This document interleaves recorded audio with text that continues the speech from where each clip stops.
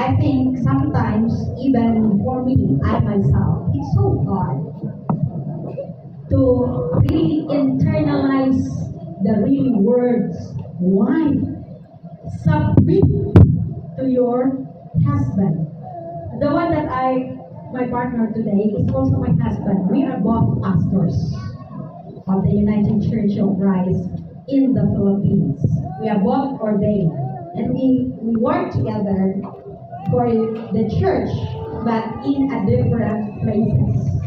Even Pastor for Lanao del Sur, and I am in Lanao del Norte. We have a different provinces, but we work together for the glory of our Almighty. So, the word for wife is submit yourself. Being submit yourself to or to Patrick. Patrick, our scripture also reminds us to love LB, just like as Christ loved the church. So, therefore, there are some tips. I would like some tips for a marriage that will last.